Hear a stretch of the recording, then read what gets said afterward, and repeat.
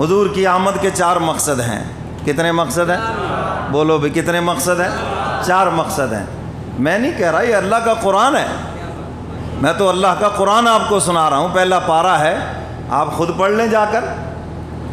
تو فرمایا کہ آپ کا محبوب آئے، پہلا مقصد اس کا یہ ہے کتاب پڑھ کر سنائے. تو قرآن کریم کا پڑھنا بذات خود مقصود ہے. حضور کی آمد کا مقصد قرآن کی تعلیم کو عام کرنا، اس کی تلاوت کو عام کرنا. تلاوت مقصود ہے.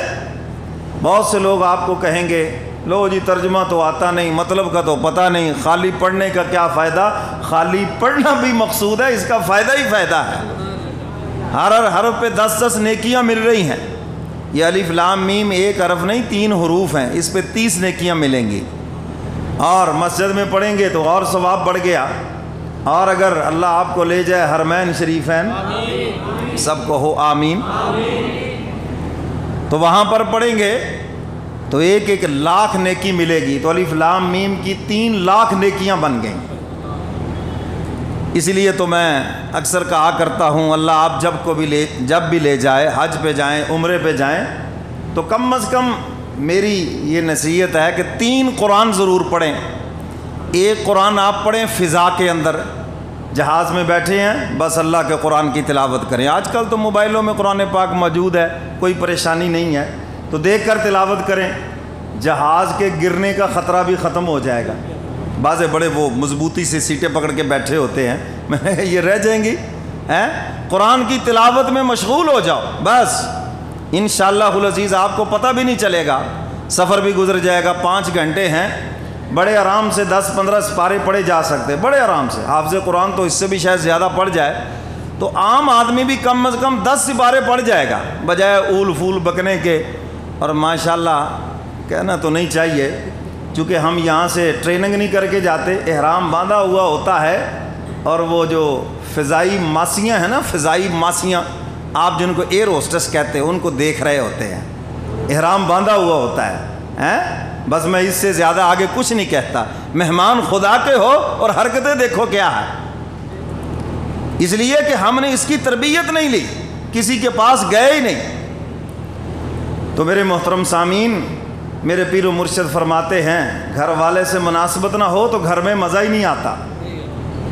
آپ کسی دوست کے پاس جائیں، کسی رشتہ دار کے پاس جائیں، اگر آپ کی اس سے بلا تکلفی نہیں ہے تو اس کے گھر میں مزہ نہیں آئے گا. سمٹ کے بیٹھے رہو گے، جلدی نکلنے کی کوشش کرو گے. اور اگر وہ آپ کا بلا تکلف دوست ہے، اس سے تعلق مضبوط ہے، چاہے وہ رشتہ دار ہے چاہے وہ دوست ہے، کھلے ہو کے بیٹھو گے، یہ لے آؤ وہ لے آؤ، ایسے ہی ہو جی اپنے گھر میں لیٹے ہوئے ہیں.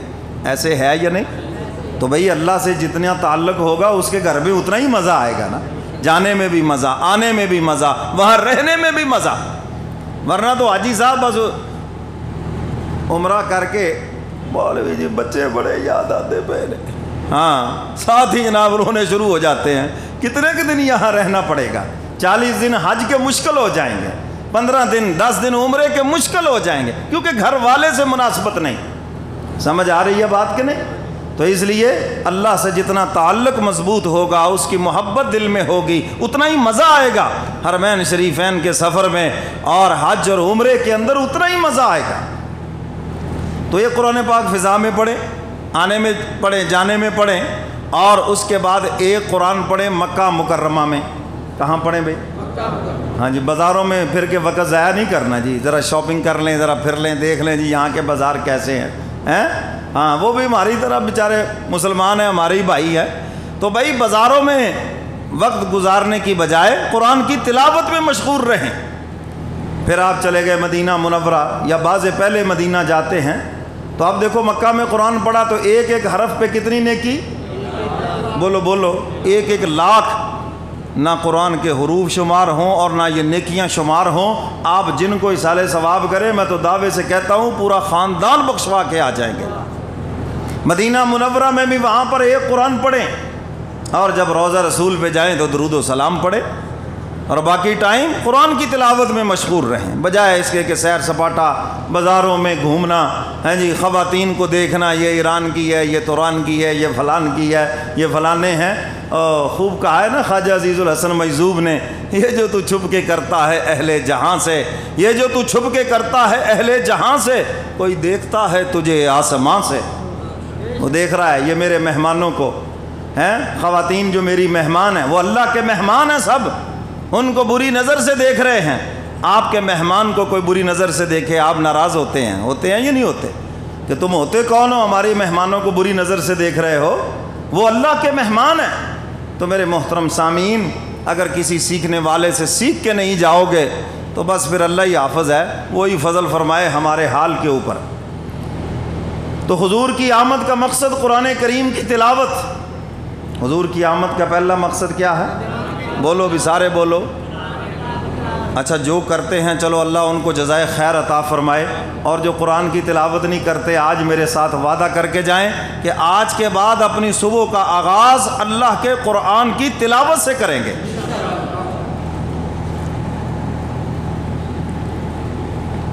اور میں یہ بات ہر سال کہتا ہوں، آج شروع میں بھی کہتا ہوں، آخر میں بھی کہوں گا، ہر سال ربیع الاول آتا ہے اور ہمارے اندر کوئی تبدیلی نہیں۔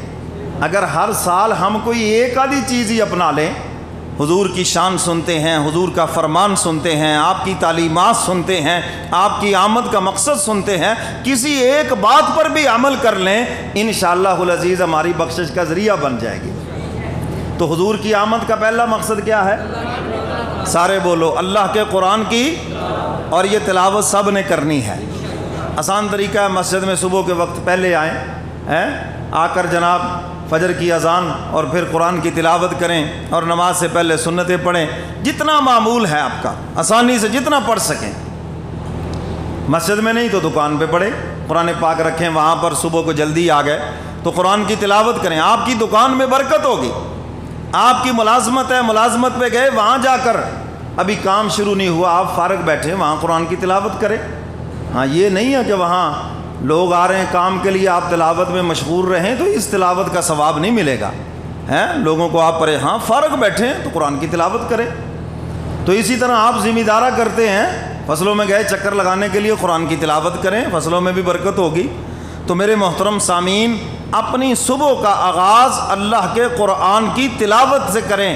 اور ابراہیم علیہ السلام عرض کر رہے ہیں، مولا میں آپ کا محبوب اس لیے مانگ رہا ہوں تاکہ وہ ان کو تیری آیتیں پڑھ پڑھ کر سنائے اور امت کو یہ تعلیم دے کہ امت بھی اس کتاب کی تلاوت کرے۔ فرمایا ربنا وبعث فیہم رسولا منہم یتلو علیہم آیاتک، سبحان اللہ۔ فرمایا وَيُعَلِّمُهُمُ الْكِتَابِ، اے الہ العالمین کتاب بھی انہیں سمجھائے، قرآن کریم کو پڑھیں بھی اور اسے سمجھیں بھی۔ اللہ نے کیا احکامات دیے؟ کیونکہ قرآن کریم یہ قوانین کی کتاب ہے، اور اس کے قوانین قیامت تک کے لیے ہیں، اس کے قوانین قیامت تک کے لیے ہیں، اور ان پہ عمل کرنا فرض ہے سب کے اوپر۔ تو فرمایا کہ یہ سمجھیں بھی، تو بھئی سمجھنے کے لیے پھر کسی سے سیکھیں، اپنی عقل سے نہیں، اپنی مرضی سے نہیں۔ کافر بھی یہی کہتے تھے، قرآن اتر گیا بس ہم عربی دان ہیں، ہم پڑھ لیں گے، جو ہماری سمجھ میں آئے گا کر لیں گے۔ یہ کافروں کی بات ہے۔ حق تعالیٰ نے بتا دیا کہ میرے محبوب سے سیکھو، محبوب سے پڑھو۔ اللہ تعالیٰ جب آپ کو مدینہ منورہ لے جائے تو وہاں پر اصحاب صفہ کا چبوترا ہے، جہاں پر صحابہ اکرام حضور سے پڑھتے تھے۔ وہ پہلا مدرسہ ہے جس کی بنیاد میرے کملی والے پیغمبر نے رکھی، اور اس کے 70 طلباء تھے۔ اور یہ جتنے دنیا میں مدارس ہیں یہ سارے کے سارے اسی کا حصہ ہیں، سمجھ گئے کہ نہیں؟ یہ جتنی مساجد ہیں یہ سب بیت اللہ کا حصہ ہیں، اور دنیا میں جتنے بھی مدارس ہیں یہ سب اس اصحاب صفہ کے چبوترے کا حصہ ہے۔ تو اس مدرسے کی بنیاد میرے کملی والے پیغمبر نے رکھی۔ حضرات صحابہ کرام نے تو یہ عرض نہیں کیا کہ ہم تو عربی دان ہیں، عربی جانتے ہیں، بس ہم سمجھ جائیں گے آپ سنا، نہیں، سب کن حضور سے پڑھا۔ اور صحابہ جب ہجرت کر کے مکہ سے مدینہ آئے، مشورہ ہونے لگا کہ حضور کے آنے سے پہلے امامت کون کرائے۔ سیدنا فاروق اعظم رضی اللہ تعالیٰ عنہ نے فیصلہ فرمایا جس نے سب سے زیادہ حضور سے قرآن یاد کیا ہے وہ حضور کے آنے تک مدینہ میں امامت کرے۔ اب وہ کون سے صحابی تھے؟ میں نے بتایا ہے، حضرت سالم۔ شاباش، دیکھو اس نے یاد رکھی بات، سب سے چھوٹی عمر کے ہیں حضرت سالم رضی اللہ تعالیٰ عنہ، جنہوں نے 23 پارے حضور سے یاد کیے ہیں۔ 23 سپارے ہیں جی۔ تو سیدنا فاروق اعظم نے فیصلہ فرما دیا، تم نے 23 سپارے براہ راست حضور سے یاد کیے ہیں، اس لیے تم امامت کراؤ۔ بعضوں نے کہا یہاں بڑے صحابہ ہیں وہ امامت کرائیں، فرمایا وہ بات ٹھیک ہے، لیکن جس نے حضور سے زیادہ قرآن پڑھا ہے وہ امامت کرائے گا یہاں پر۔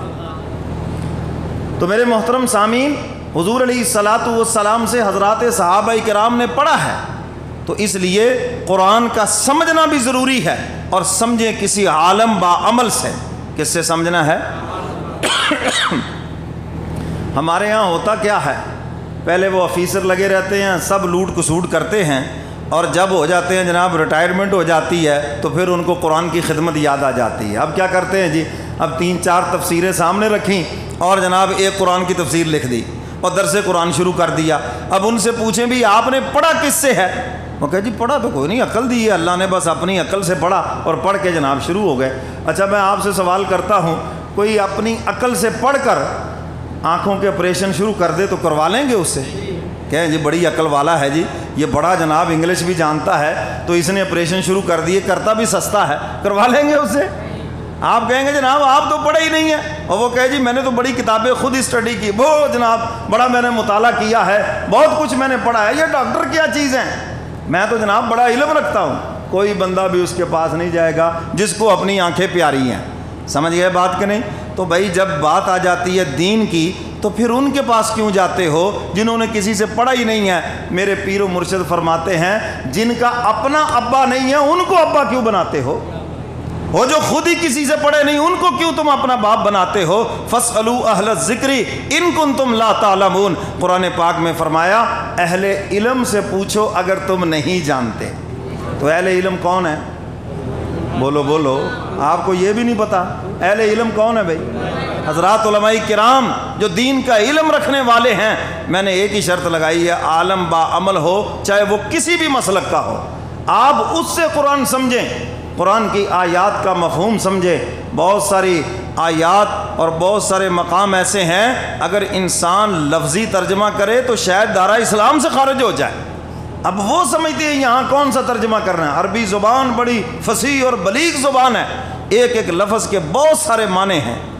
تو ابراہیم علیہ الصلاۃ والسلام یہی مانگ رہے ہیں، مولا مجھے اپنا محبوب عطا فرما، تیری کتاب ان کو پڑھ کر سنائے اور اس کا مقصد بھی انہیں بتائے، تعلیم دے کہ کیا رب کا حکم ہے، اللہ اپنے بندوں سے کیا چاہتے ہیں، اللہ کے کیا احکامات ہیں، ان چیزوں کو بھی وہ سمجھیں۔